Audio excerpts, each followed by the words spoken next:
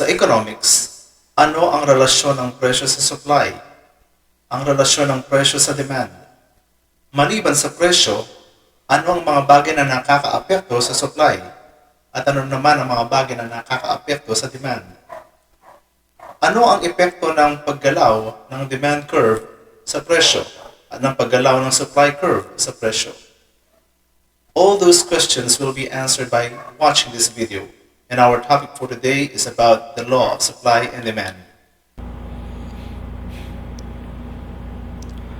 Applied economics. The most essential learning competency or the milk for today's lesson is the learners analyze market demand, market supply, and market equilibrium. The objectives of this lesson are to learn the law of supply and analyze the factors affecting supply. Ano ba ang law of supply at anong mga bagay ang nakakaapekto sa supply? To know the law of demand and explain the factors affecting demand. Ano ang law of demand at anong ang mga bagay na nakakaapekto sa demand? To determine the equilibrium price through a graph, no? Saan makikita ang pagbalanse ng supply at demand, kung saan makikita ang equilibrium price na pwedeng i-graph. To elaborate the effect on the price of the movement or shift of either supply or demand. Pag nagmo-move ang supply or demand curve, ano kaya ang magiging epekto nito sa presyo sa pamilihan? But before discussing the law of supply and demand, let's study ceteris paribus first. Palagi itong makikita sa economics, sa pag-explain ng mga law, mga theory, no? Ceteris paribus, which means holding other things constant or all else being equal, acts as a shorthand indication of the effect of one economic variable on another, provided all other variables remain the same. So yung pag-aaral ng economics, halimbawa yung variable 1 nakakaapekto sa variable 2. So yung iba pang mga bagay, sabi, huwag pakikialaman. So constant yung ibang mga bagay, no? Para mas maintindihan ang ibig ko sabihin, ito yung example, no? For example, higher income will raise demand. Ceteris paribus. Yun daw, pagtaas ng kita ng tao ay magruresulta sa mataas na demand o mataas na pagkonsumo, no? Kaya lang may mga tao na pwede kang nakipag-argue sa iyo, no? Baka sabihin sa iyo na, what if people did not choose to buy and save instead? Kahit may pera sila, paano kung hindi naman nila ginastos, nag-save sila sa bangko? What about if there is an inflation? Paano naman daw kung tumaas ang presyo, di rin sila bibili? What if people pay their loans? Paano may mga utang sila, no? So sinasabi ng ceteris paribus, wag nang idama yung ibang factors, yung lang pinag-uusapan. Halimbawa dito, yung income tsaka yung demand lang, no? In general kasi, ang tao is bibili pag marami siyang pera. So, other things constant or all else being equal, no? So, hindi gagalaw yung ibang factors, yun lang pinag-uusapan. The law of supply and demand. It was developed by British economist Alfred Marshall. The most basic economic law and the foundation of other economic theories which may be applied to markets, final goods and services, or to markets for labor, capital, etc. So ito ay dinevelop ni Alfred Marshall at ito daw ang pundasyon ng napakaraming mga teorya at mga laws ng economics, no? Kamukha sa goods and services, no? Law of supply and demand. Pag mataas ang presyo, bababa ang demand, tataas ang supply. Ganon din daw sa labor, no? Halimbawa, mataas ang presyo ng labor or sweldo ng mga manggagawa, no? mas maraming isusupply. Dito hindi masyado na-apply dahil napakaraming tao na naghahanap ng trabaho, pero sa mga mayang bansa kamukha ng Amerika, no, pag mataas ang sweldo, of course mas maraming willing na magbigay ng labor nila sa industry na yon, no. Ganon din sa capital. Yung capital, ito yung mga bagay na binibili mo para mag-produce ng iba pang mga produkto. Halimbawa sa mga pabrika, yung mga machines, no, mga bagay na ginagamit. So pag mahal, of course yung demand or pagbili is mababa din, no. So na-apply ang law of supply and demand. Even nga sa sa exchange rate, pag marami ang supply ng dolyar, mababa ang halaga ng dolyar, no. Pag naman pahirapan sa paghahanap ng dolyar, so ibig sabihin yung supply konti sa market, ang mahal, no. The theory defines the relationship between the price of a given good or product and the willingness of people to either buy or sell it. So makikita ninyo mamaya ang relasyon ng presyo doon sa demand, relasyon ng price doon sa supply. Generally, if the demand is higher than the supply, price will increase and vice versa. Pag daw mataas ang demand kaysa supply, tataas ang presyo. At kapag naman ang demand ay mas lower than the supply, ang mangyayari, magdi-decrease, no? Tama ba? In a free market, supply and demand pull against each other until the equilibrium price is settled.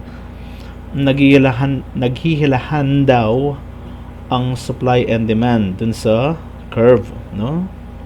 Totoo naman yun, no. Usually ang demand, pag mataas ang demand, dadagdagan ang supply, o kaya naman itataas ang presyo, bababa na naman si demand. So pag bumaba si demand, ibababa na naman ang presyo ng supply, tapos tataas naman si demand ulit.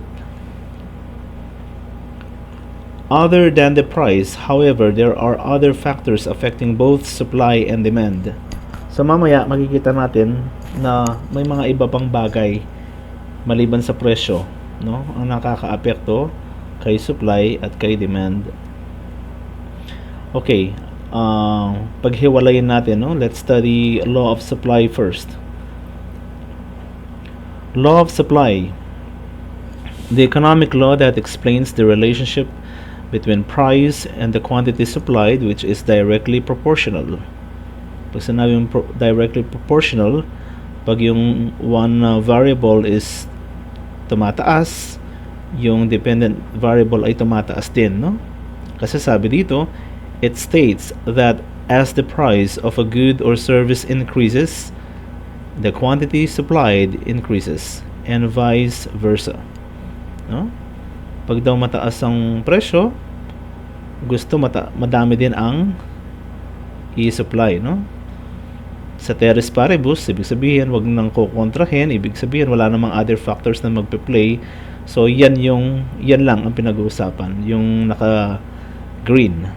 Sabi diyan, if the price of a product increases, the producers would be willing to supply more of that product and vice versa. Yun na nga, no? Yan, para mas madaling maintindihan, yan, pag mataas ang price, mataas ang supply. Pag mababa ang price, bababa ang supply, no? Ito ang perspective ng producer kung paano sila mag-isip, no? Sa economy. What is supply schedule and demand curve? Supply schedule is a chart that shows the different quantities of goods and services that a producer is willing to provide or produce to meet demand at various prices. No? Masyado marami siyang sinasabi, pero ganito lang ang ibig sabihin yan. Yung unang box, no? Chart yan or table. kung saan makikita dun sa left yung price. Tapos dun naman sa right column niya, yung quantity supplied per month. Or pwede rin quantity supplied lang, no? So makikita doon sa $3, ang ipoproduce ay 1,000. Hindi pera yan, units, no? Or pieces. Pag naman ang price ay $6, 2,000 units ang ipoproduce. Pag $9, 3,000 units. Pag $12, 4,000 units. Pag $15, 5,000 units. Okay? Ano naman yung nasa right side? That is the demand curve. Demand curve is a graphical representation of the relationship between the price of a good or service and the quantity demanded for a given period of time. Sa math, ginagawa naman yan sa algebra, no? Ipa-plot mo lang. Ipa-plot mo yung nandito. Kaya lang, ang problema dito, usually ang horizontal, yun yung independent variable. Sumasama lang si y-axis. Pero dito, hindi ko rin alam kung bakit nasa y-axis, no, yung independent. Kung siya yung nasusunod, sumasama lang yung quantity, no? Nagde-depende yung quantity. Kasi nga dun sa law of supply, if the price is higher, so ang price ang nagdedetermine doon sa supply, no? So kung makikita niyo dito yung pinakababa, ito 3. 'Di ba ano to sa y? Ayan yung 3, oh. Tapos 1,000. Bakit 1 lang dito? Syempre scaling sa math. Masyadong marami yung 1,000, hindi mo naman mailalagay dito. So 1 represents 1,000, 2 for 2,000, 3 for 3,000, 4 for 4,000, and so on. Okay, next, yung price naman pag $6, ito yun, pangalawa. Sabi niya 2,000 sa makatuwid. Dito naman sa x-axis, ayun, 2,000. Hanggang lahat yan, no? O idala natin din sa 15. So $15. O dito naman sabi niya 5, ayun, no? 5,000. So pag pinlat mo lahat ito kamukha sa algebra, no? Makakabuo ka ng mga dots, and then you connect the dots and you will get the supply curve. Yun yung supply curve, no? Sabi nga ang relationship ng price at saka quantity, ito price at saka quantity, directly proportional. Ibig sabihin, pag pataas ang price, pataas din yung quantity supplied, no? Easy lang siya. Factors affecting supply. Sa law, kanina, law of supply, price lang ang nakaka-apekto kay supply. Pero may mga ibang bagay pa. Okay? Ano kaya ang mga ito? Aside from price, the following are factors affecting supply. Cost of production or cost of inputs. Sa paggawa ng mga produkto, merong mga inputs, no? Land, labor, capital, entrepreneurship. Na-discuss na yan doon sa introduction na ginawa ko nung pinakauna, no? Siyempre may gastos yan. Changes in productivity or technological progress, no? Nagbabago kasi ang productivity, lalo na kung may new machines, new technology, mas bumibilis.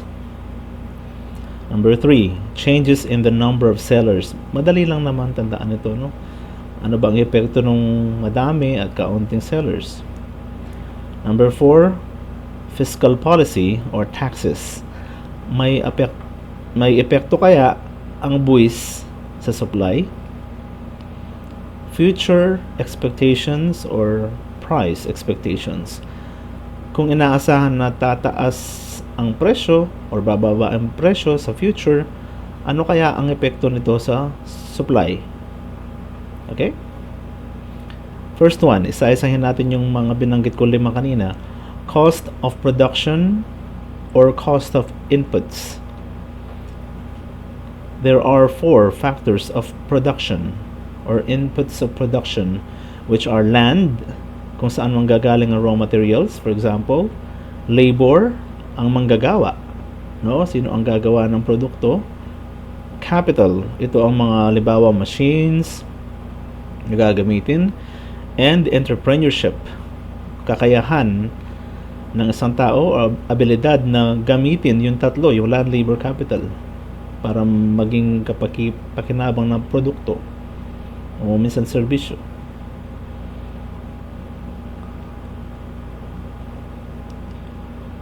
Ang sabi, when production cost go up, supply goes down.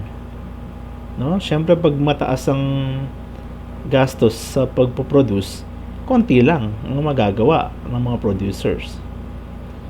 But when production cost go down, supply goes up. No? Halimbawa yung tatlo na yan. Halimbawa, bumaba daw ang raw materials. Halimbawa, bumaba ang pasweldo, pero that wouldn't happen. Mababa ang halaga ng mga machines. Siyempre, mas magagamit pa yung ibang pera sa pagpo-produce. So, the supply goes up. Simple lang naman yun. No? Kung ikaw yung ilagay ninyo ang position ninyo bilang producer o firm or businessman, kung ang gastos ay pataas, konti na lang ang magagawa mong produkto. Pero kung ang gastos mo sa paggawa ay bumaba, dadami naman ang iyong production or yung supply. Ito parang kamukha lang na sinabi ko kanina, when raw materials, salary for workers, machines and factories, and or conceptualizing or planning a business cost a lot, then producers could make fewer products. Yun na, nabanggit ko na kanina. Okay, number 2. Changes in productivity or technological progress. Technology has a big role in affecting productivity. Using automated machines definitely speeds up production. Yan, kamukha sa picture, ang daming mga machines. When productivity goes up, supply goes up. Napaka-easing tandaan, no? Pag mabilis ang produksyon, marami rin ang supply. When productivity goes down, supply goes down. Pag mabagal, mahina ang productivity, syempre, ang isusupply is konti din.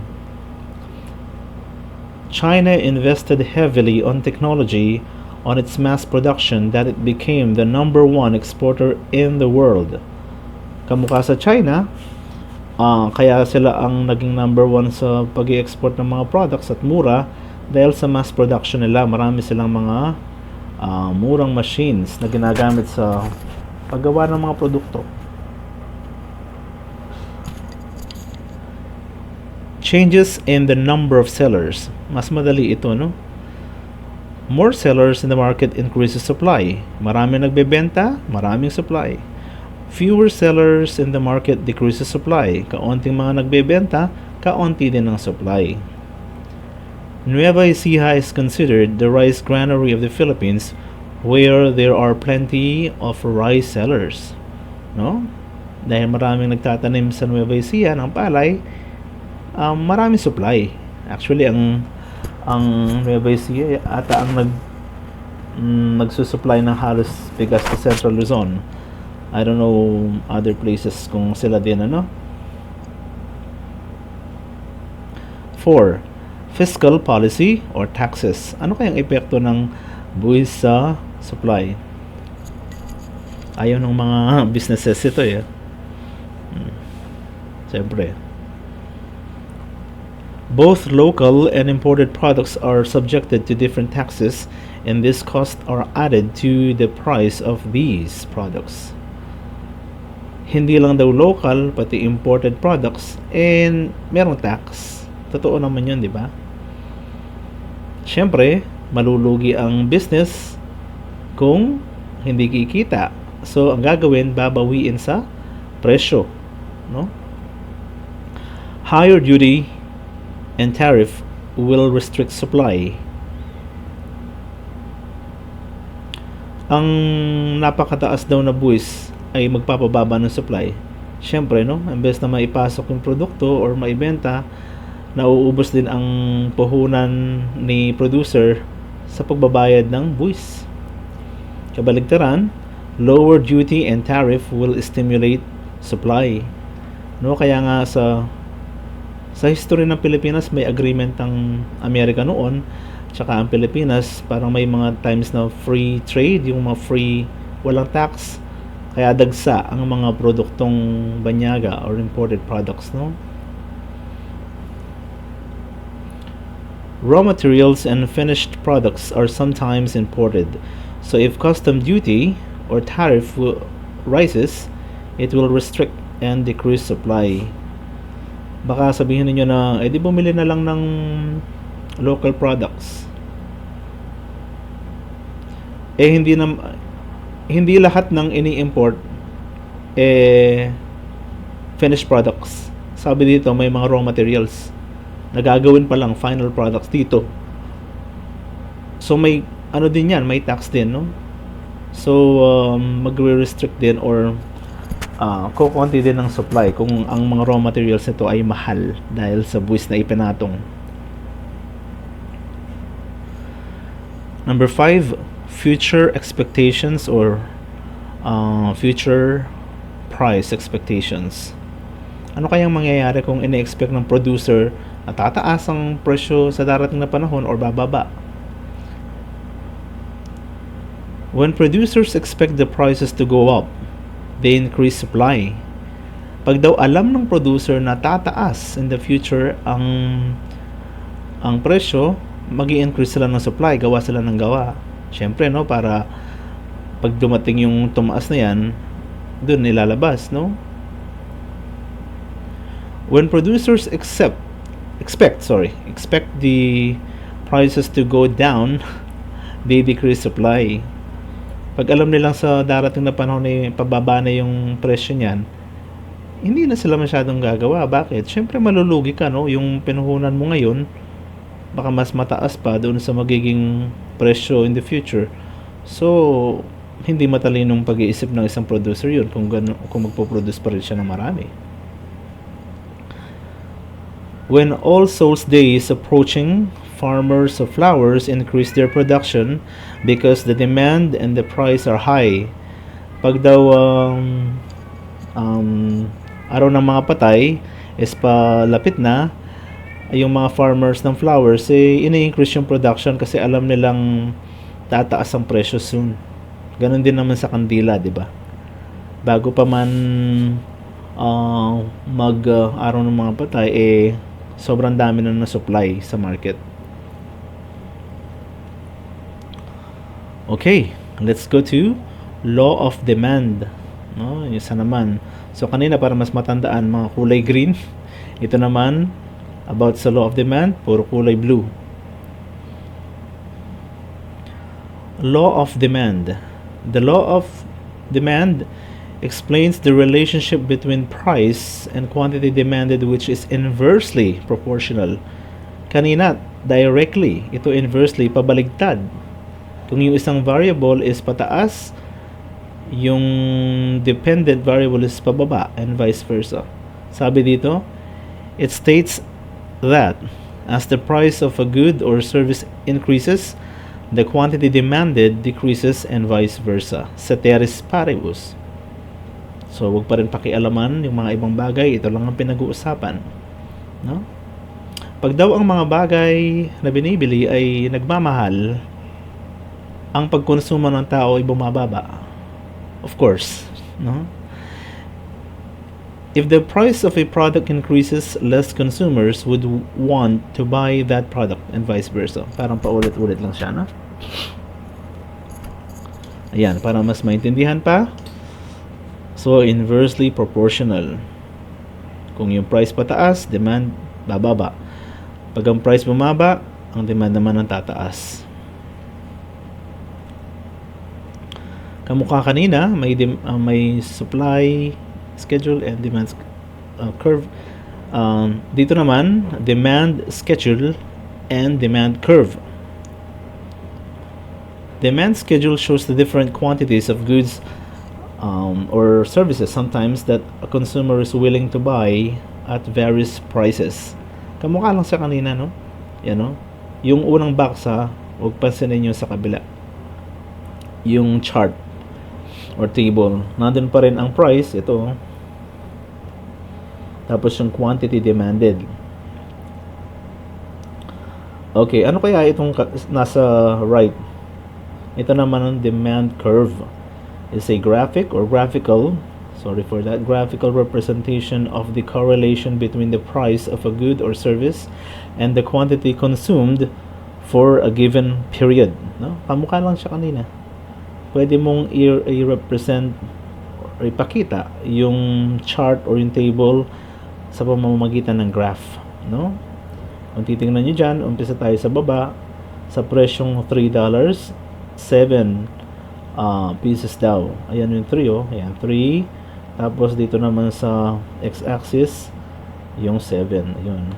Ito naman, 6.5. Ayan, $6. 5 quantities. $9. 3 quantities. Ito, 3. Ayan. Tapos yung 12, 2 ang quantity. Tapos yung pag $15, so isa na lang ang bibilhin, no? Easy lang ito sa math, no? Basic lang sa algebra ito, dun sa pagpa-plot ng mga points. So pag kinonect mo, makikita mo pababa. Pag ganito, pababa siya. Paano ba? Balik kasi yung camera. But anyway, pababa siya. Kaya inversely proportional, okay?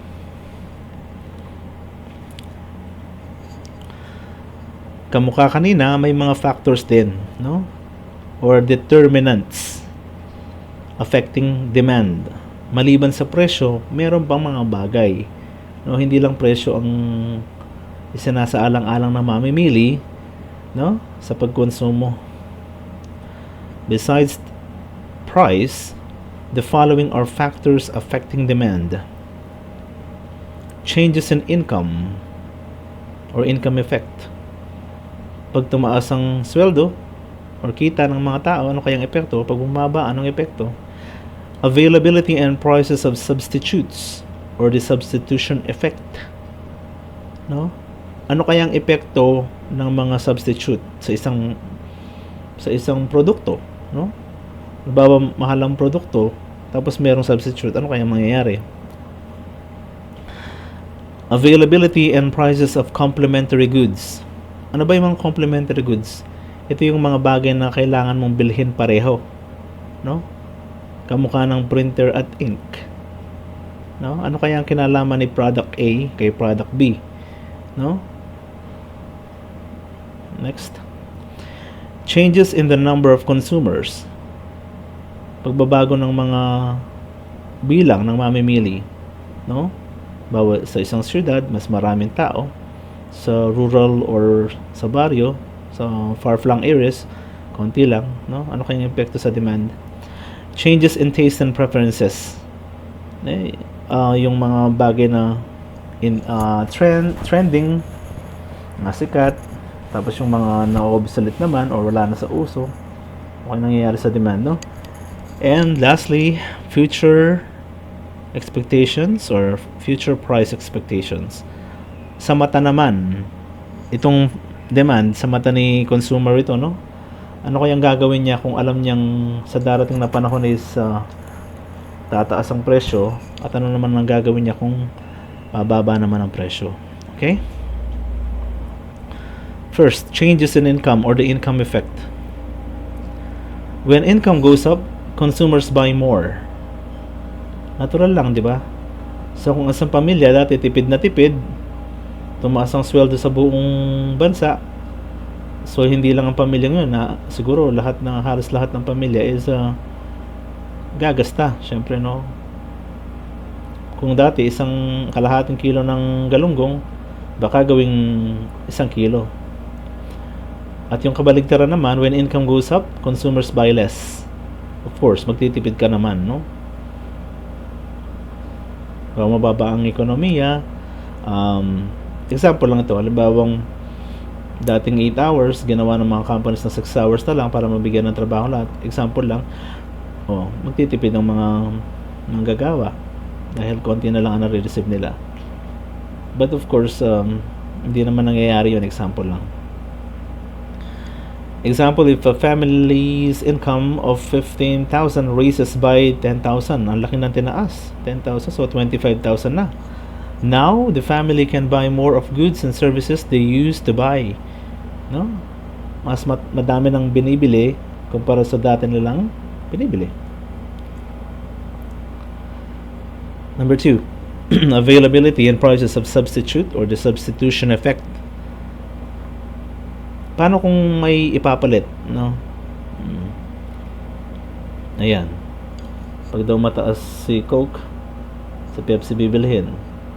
Kung naman mataas si Pepsi, si Coke ang bibilhin. If the price of product A increases significantly, so tumaas ng mataas ang presyo niya. Tumaas talaga. Consumers switch to a cheaper substitute or alternative, thus decreasing the demand for A. Kung si A ay tumaas, pupunta kay B. So, ang demand kay A, bumaba. Pabaligtad naman, if the price of product A decreases significantly, consumers of its substitute switch to it, thus increasing the demand for A. Okay. Kung ang presyo daw ni product A ay bumaba, yun naman sa kalaban, sa kanya pupunta. Sabi niya, consumers of its substitute switch to it. So, ang demand sa kanya ay tataas. Kala ko mali. Okay, tama ba? Okay. If the price of Coke increases, people may buy Pepsi instead. Similarly, if the price of pork increases, then people would switch to chicken or fish. Kamukha daw sa picture. Pag naman pinag-uusapan is mahal ang karne ng baboy, so ang tao is bibili na lang ng karne ng manok o kaya isda. So yung demand para sa baboy ay bumaba. 3. Availability and prices of complementary goods. May mga bagay na kailangan mong bilhin dalawa, no? Yan ang tinatawag na complementary goods. Ayan, no? Complementary goods are things that are often sold and used together. No? Ayan, example sa picture, ang printer at saka ang ink. Ang sinasabi, if the price of complementary goods for product A falls, then the demand for both increases. So kahit alin man dun sa dalawa, no, pag bumaba ang presyo, no, basta wag lang tataas yung isa. Pwedeng mag-retain or parehong bumaba or isa lang ang bumaba, basta may bumaba sa kanila, then yung pareho silang mabebenta. Yun lang yung ibig niya sabihin. So demand nila pareho is tataas. Or kung pag pinag-uusapan is A, like printer, bumaba ang halaga ng ink, so tataas din, no, ang demand. If the price of complementary goods for product A rises, then the demand for both decreases. Pabaligtad, pag may nagmahal naman dyan na napakamahal, example, talaga maapektuhan ang demand. So, bababa, ano? Ang demand. Sabi, if the price of ink falls significantly, then the demand for printers increase. Halimbawa, yung ink actually may nabibili ng mga tig 45, no? Kaya lang, baka masira yung printer. Pero kung original, tapos 50 pesos lang, naku, hindi na magpapaprint ang mga tao. Bibili na lang sila ng printer sa kanila, no? Sabi dyan, the same goes with gasoline and cars. Hindi mo mapapaandar ang sasakyan kung walang gasolina.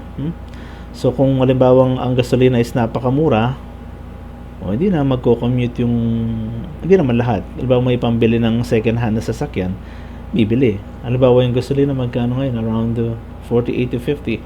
Bawa 20 na lang. Bawa 15. Sobrang naman baba, no? Pero yun, no? Pag bumaba halaga ng isa, pareho silang mabebenta. Okay? Changes in the number of consumers. Easy lang to. The more buyers there are, the higher the demand. No? Kaya nga sa mga cities, no, sa urban places like Manila, ang laki ng demand. Bawa sa pagkain, no? The fewer buyers there are, the lower the demand. Yung mga far-flung areas, mga liblib na lugar, nakikita mo walang masyadong businesses doon kasi nga ang demand is napakababa, no? Example, the demand for goods and services in cities, ito na yun, are higher than the demand in rural areas. Yun na yun, yung sinabi ko kanina. Number 5, changes in tastes and preferences. Like noon, ayan, uso yung mga iPad, no? Ano ba sinasabi? If a product is on trend and becomes popular, the demand for it increases. Pag daw trending at sikat, no? Talagang yung demand niya is tumataas. Pabaligtad, if a product is outdated or di na sikat, dumana, and if an alternative becomes more popular o kaya naman mas maganda, popular yung kalaban, its demand decreases, no? Ano kaya yung example dito? Ayan. In early 2000s, the demand for iPod skyrocketed because it was on trend. Di ba noon makakakita ka na napakaraming nagdadala ng iPad? Ang liit niyan, puro music lang alaman, napakamahal. However, when smartphones were released, its demand decreased. Kasi nung lumabas yung mga Android phones or smartphones, nandun na lahat, pati music pwede mong ma-download. So bumaba na ang demand. Ewan ko kung meron pa ngayon nagma-manufacture, ginagawa pa yung iPad, no? Yun lang yung ibig niya sabihin. So pag sikat at gusto ng tao, mataas ang demand.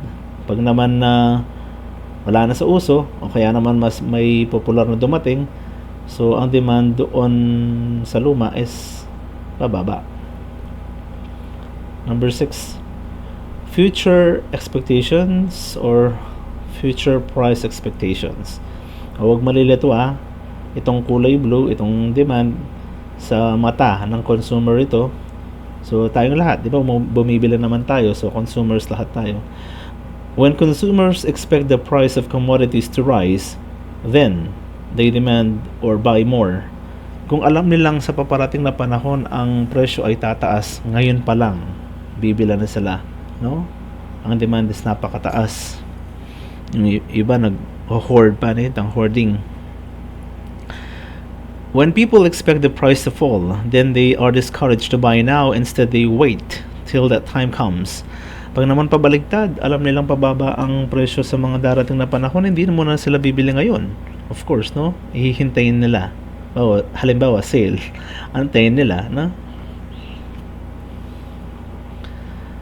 Example, after the announcement of the Enhanced Community Quarantine or ECQ due to COVID-19 pandemic on mid-March 2020, panic buying of basic commodities followed, fearing possible shortages and inflation.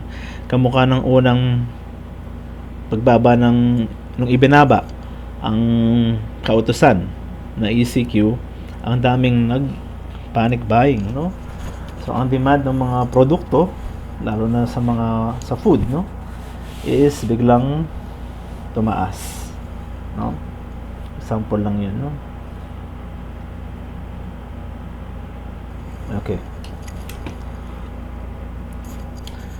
Okay, tapos na yung law of supply and law of demand. Ang equilibrium price naman, saan magbabalance yung dalawa? Equilibrium market is a state wherein demand is equal to supply. This is an implicit agreement of how much buyers and sellers are willing to transact to each other. The price at which demand and supply are equal is the equilibrium price, also called as market clearing price. So, 'di ba, malikot ang supply and demand, no? Pero sabi niya may implicit agreement.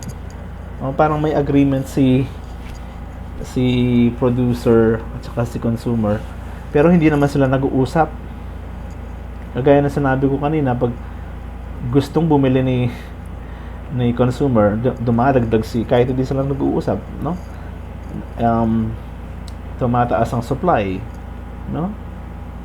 Pag naman bumababa ang demand, ibinababa din yung minsan naman sa presyo, no? Bawa ang presyo ang labanan pag alam ng supplier o ng producer na bumibili, tinataas ang presyo. So si buyer naman, hindi na siya bibili ng gaanong marami. Tapos pag bumaba ang demand, o mahahalata naman ni producer na mababa at ang benta ko, bababa na naman yung presyo, no? Hanggang sa mag-meet ay hindi sila nag-usap. Kaya nga implicit agreement, no? So ang tawag doon sa price na yun, kung saan sila mag-agree, ang tawag is equilibrium price. Or sabi dyan, pwede rin tawagin na market clearing price. So tingnan natin yung yan, no? 'Di ba kung matatandaan yung pataas na red, yan ang supply curve. Kaya may S, so yan ang S, supply curve. Yan naman blue na pababa. Ito yung demand curve, no? Din sa gitna yung E, yan yung equilibrium, no? Ito babasahin ko yung second paragraph para ma-explain yung figure. In this figure, equilibrium price is denoted by the E. Ayun yung E. The upward sloping curve is the supply curve. Gaya na nasabi ko yung pataas, that is directly proportional, no? And the downward sloping is demand curve. Yun naman D, yan yung inversely proportional, ang relasyon ni price at saka ni quantity, no?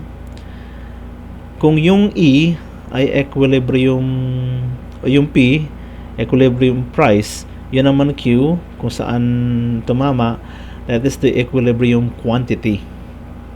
Is attained when quantity demanded is equal to quantity supplied. Nagsakto. Kung saan daw nagsakto? Sakto ang produce, sakto ang binili, no?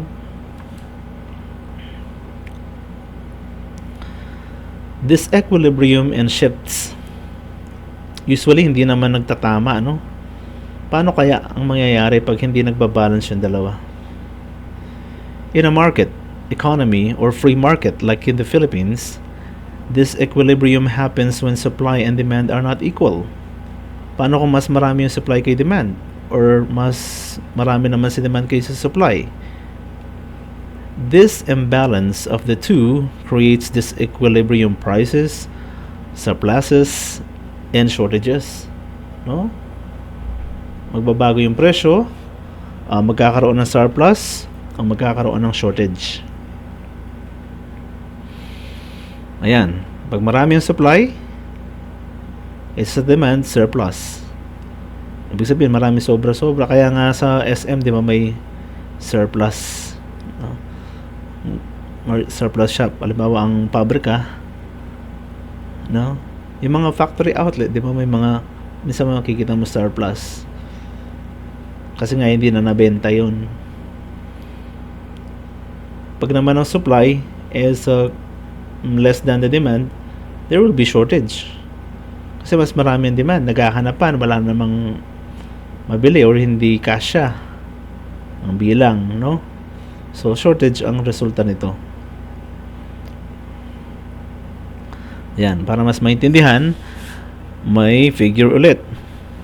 Gaya na sinabi ko, yung vertical or the y-axis represents price, while the horizontal axis or the x-axis represents quantity, no? Inuulit ko yung pataas is the supply curve. Yung green naman na pababa, that is the demand curve. Kung mapapansin ninyo, gaya na sinabi ko kanina, kung saan nag-meet, yan o yung black sa gitna, yan yung equilibrium price, no? Pero sa taas nito, pag pataas, makikita mo sa taas na mas mahaba. Ayan, no?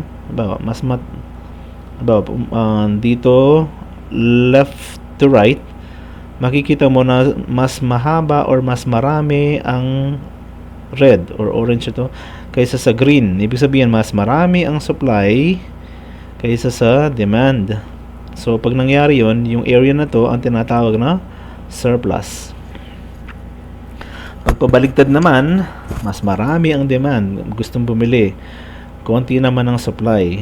This area is the shortage area. Okay? Kung nalilito pa rin kayo, pwede nyo stop ang video, pakatignan nyo yan, aralin ninyo, no? Isa lang. Dito sa surplus, tignan ninyo, pag ang price daw is mas mataas, talang galing nung graph, no? Tumama lahat. O nga naman, dito sa taas, mataas ang presyo, kaya magkakaroon ng surplus, ayaw bumili. Samantalang dito sa price low, ito, mababa ang presyo, ang daming gustong bumili hanggang masama ubusan, no? O hindi magkasya yung supply. Yan yung kanina. May explanation pa kasi kung anong mangyayari kay price. When the quantity supply is more than the quantity demanded, it results to surplus. Nasabi ko na kanina, no? Anong mangyayari? Eventually, this will encourage sellers to lower their prices to eliminate the surplus. Ang mangyayari, mahihila pababa ang presyo. Dahil napakaraming surplus, imbes na masira yung mga yan, or itapon, malulugi si producer or supplier, ibababa na yung presyo para maibenta. No? Common sense din, kung ikaw yung producer, yun yung gagawin mo. How about pabaligtad? When the quantity demanded is greater than the quantity supplied, shortage exists. Sabi, later, this would lead to price increase. An opportunity to make more profit.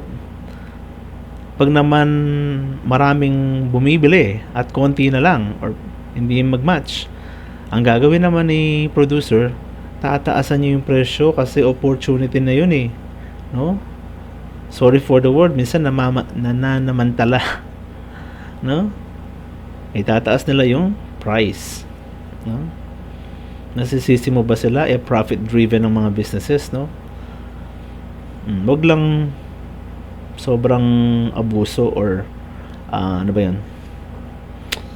Nananamantala, no? Siyempre, minsan ang business is babawi lang pag ganun. May mga halos hindi na kumikita. Huwag lang yung ano nga, yung garapal na pagtaas. Sorry for the word. Paano pag nag-move yung mga arrow na yon, yung mga lines, no? Minsan nag-move siya to the left, minsan to the right. The shifts that change price. Ano kayang mangyayari kay price pag may gumagalaw doon? Supply shifts to the right. 'Di ba yung supply, yun yung pataas, ayan. Huwag kayong palilito, isa lang tingnan natin. Ito yung vertical, yun price, oh. May price 1, may price 2. Sa x-axis, yung nakaganyan, may quantity 1, quantity 2. Dahil supply ang nagsishift, ayun yung title nyo, supply shifts to the right. Ang gumagalaw lang si supply, huwag nyo pag-elaman si demand. S1, yan yung original na supply. S2, yun yung gumalaw. Diba? Kung titignan ninyo, dati si S1 or supply 1 nag-meet or nag-cruise ng landas kay demand dito. O yun o. Kung nasaan ang P1 or price 1. Ngayon, nung gumalaw ang price naman pakanan, gumalaw yung supply pakanan, may bagong tagpuan. May bagong intersection yung dalawang lines. Nagkaroon ng price number 2. So, anong nangyari sa price? Ayun, bumaba oh. Yan, pababa. Sige, ito ang explanation. Kamukha lang nung sinabi ko kanina. An increase in supply shifts the supply curve to the right. Ayan, nag-move nga to the right. This movement increases output. Ibig sabihin, dumami ang output and causes the price to reduce. No, kahit hindi mo naman i-graph eh. Pag dumami ang supply, bababa ang presyo. Ano ang mga dahilan kung bakit mag-move siya to the right? Sabi dyan, possible reasons for the supply to increase are cheaper cost of production. Mura ang mga factors sa paggawa. So, mas maraming nagagawa. Improvement in productivity. Baka may mga machines na ginamit, kaya mabilis ang pag-produce. Increase in number of sellers. Napakarami nang nagbebenta sa isang produkto sa isang lugar. Lower taxes. So, bumaba ang taxes, bumaba din ang halaga, dadami ang supply. Siyempre, imbes na pambabayad ng producer sa taxes, ipamumuhunan na niya. And expectation of price increase by producers. Kung alam nilang pataas ang presyo, gawa ng gawa ang mga manufacturers, mga producers, no? Next, supply shifts to the left. Huwag kayong malito, kabaligtaran lang, no? Minsan kasi iniisip na economics, ang hirap, ano yung mga graph na yan, no?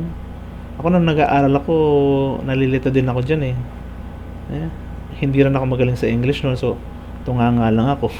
So, napaka-easy lang pala nito, no? Kabaligtaran lang, tingnan natin. Ayan. Ganun pa rin, ang prices nandoon sa vertical, ang quantity nasa horizontal. So, gumagalaw din ang supply. Kasi nga, pinag-uusapan dito, supply. No? Paano naman kung pumunta siya sa pa-left? No? O, tingnan natin mabuti. So, yung D, demand, hindi gumalaw. D1, yung S1 or supply 1, ayun. Sa dating tagpuan or intersection, ayun yung P1, ayun, price 1, no? Tapos gumalaw pa left, naging S2 or supply 2. Ayan. May bagong intersection, yung price 2 tumaas ang presyo.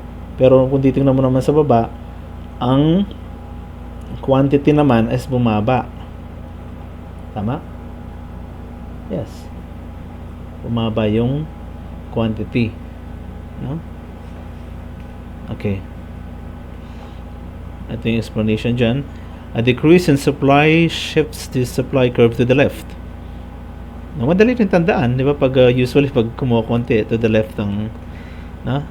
This shift decreases output and causes the price to increase. Gaya na nasabi.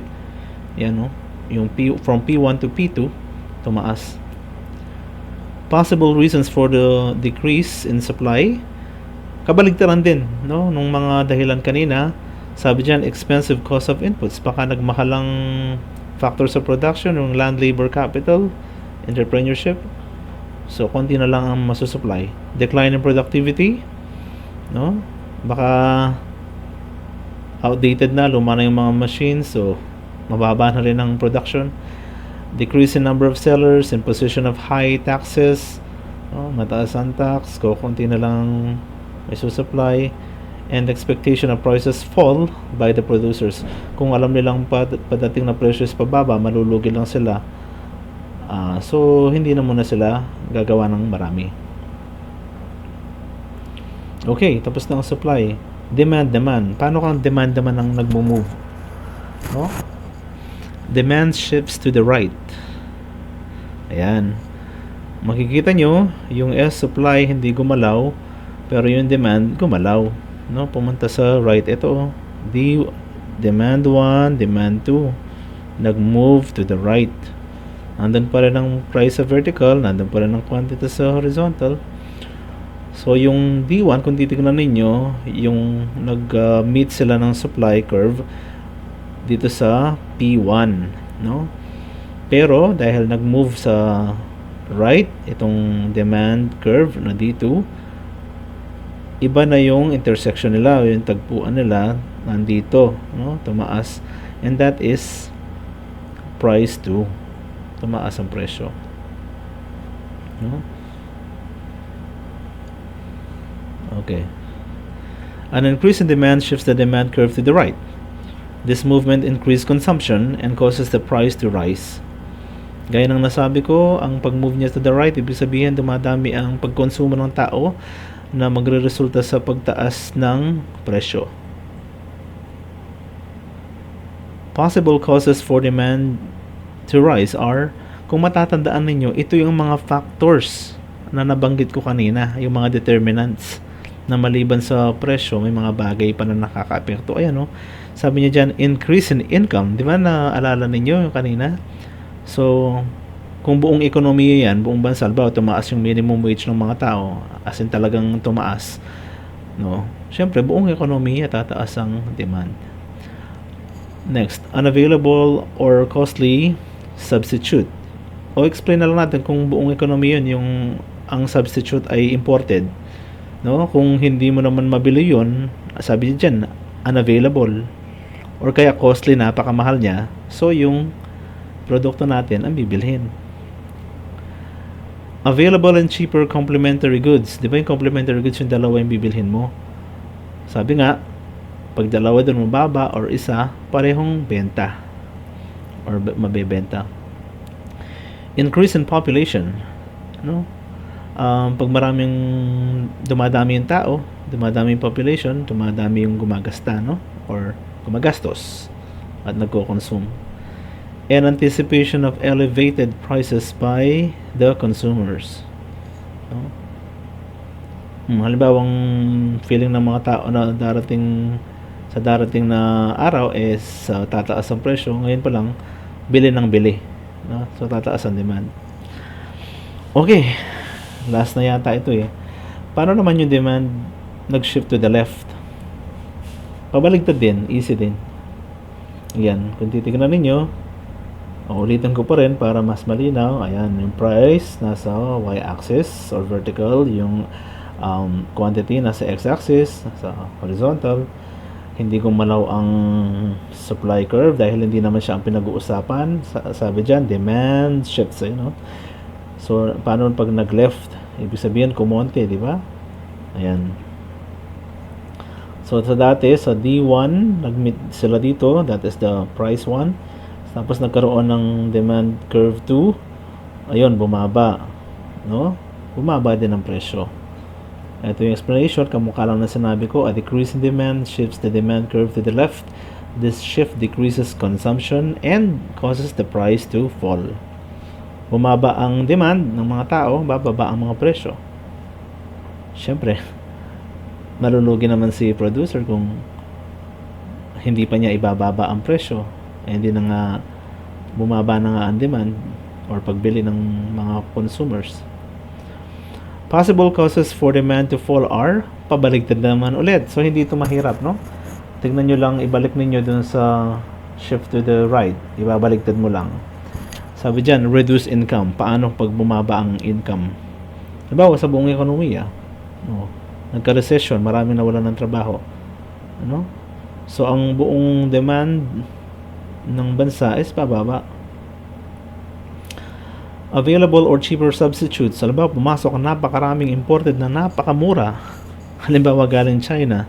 So, imbes na bilhin ang mga produktong atin, yung imported ang bibilhin. So, yung demand sa atin, mababa sa mga produkto natin. Unavailable or expensive complementary goods. Yung mga dalawang bagay naman na binibili palagi, kung mataas ang presyo ng isa or dalawa sa kanila, baba din ang demand. Decrease in population. Pwede ba yun? May mga bansang pababa ang population nila. Ayaw nang mag-asawa, ayaw nang magkaanak. So, pababa ang kanilang demand. And anticipation of reduced prices by the consumers. Halimbawa, alam nilang sa paparating na mga buwan is pababa ang presyo. So, sa ngayon, hindi na muna sila bibili. So, bababa ang demand. Okay. Ayan. We are done. So, thank you for watching this video. Sa mga dating nakapanood at nakapag-subscribe, thank you. But if you are new to this channel, please watch more of my videos, share them, and please subscribe for me to make more videos, educational ones. Okay? Salamat po.